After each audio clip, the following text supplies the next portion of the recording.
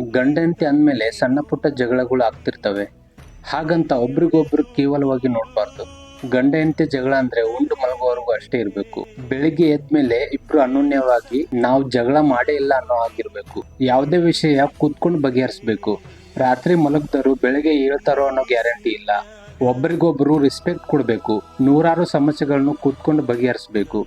ಬೇರೆಯವ್ರು ನೋಡಿ ಸಂಸಾರ ಮಾಡಬಾರ್ದು. ಗಂಡಂದ್ ಎಷ್ಟು ಇನ್ಕಮ್ ಇದೆ ಅದ್ರ ಮೇಲೆ ಹೆಂಡತಿ ಖರ್ಚು ವೆಚ್ಚಗಳನ್ನು ಮ್ಯಾನೇಜ್ ಮಾಡ್ಬೇಕು. ಬೇರೆಯವ್ರು ಅದು ತಗೊಂಡ್ರು ಬೇರೆಯವ್ರು ಇದು ತಗೊಂಡ್ರು ಅಂತ ಗಂಡನಿಗೆ ಕಿರಿಕಿರಿ ಮಾಡಬಾರ್ದು. ಗಂಡನ ಹತ್ರ ದುಡ್ಡು ಇದ್ರೆ ಅವ್ನು ಕೊಡ್ಸ್ತಾನೆ. ಗಂಡನ ಜವಾಬ್ದಾರಿ ನೋಡಿ ಹೆಂಡತಿ ಸಂಸಾರ ಮಾಡ್ಬೇಕು. ಜಗಳ ಮಾಡುವಾಗ ಗೊತ್ತಾಗಲ್ಲ ಏನಕ್ಕೆ ಜಗಳ ಮಾಡ್ತಿದೀವಿ ಅಂತ. ಜಗಳ ಮುಗಿದ್ಮೇಲೆ ಅರಿವಾಗುತ್ತೆ ಈ ವಿಷಯಕ್ಕೆ ನಾವು ಜಗಳ ಮಾಡಿದೀವಿ ಅಂತ. ಆಗ ಇಬ್ರು ಗಂಡ ಹೆಂಡತಿ ಸೇರಿ ಒಬ್ರಿಗೊಬ್ರು ಸಾರಿ ಕೇಳಿ ಜಗಳದ ವಿಷಯ ಚರ್ಚೆ ಮಾಡಿ ಬಗೆಹರಿಸ್ಬೇಕು. ಇದನ್ನೆಲ್ಲ ಯಾಕೆ ಹೇಳ್ತಾ ಇದ್ದೀನಿ ಅಂದ್ರೆ, ಒಬ್ರಿಗೊಬ್ರು ಜಗಳ ಮಾಡ್ಕೊಂಡು ಮನಸ್ತಾಪ ಮಾಡ್ಕೊಂಡು ಒಬ್ರಿಗೊಬ್ರು ರೇಗಾಡ್ಕೊಂಡು ಇದರಿಂದ ಮನಸ್ಸಿನ ನೋವು ಹೆಚ್ಚಾಗ್ತಾ ಹೋಗುತ್ತೆ. ರಾತ್ರಿ ಮಲಗ್ದವರು ಬೆಳಗ್ಗೆ ಹೇಳ್ತಾರೋ ಇಲ್ಲೋ ಗ್ಯಾರಂಟಿ ಇಲ್ಲ. ವ್ಯಕ್ತಿಗೆ ಇದ್ದಾಗಲೇ ಪ್ರೀತಿಸಿ, ಅವ್ರು ಹೋದ್ಮೇಲೆ ಎಷ್ಟಾದ್ರೂ ಅವ್ರು ವಾಪಸ್ ಬರಲ್ಲ.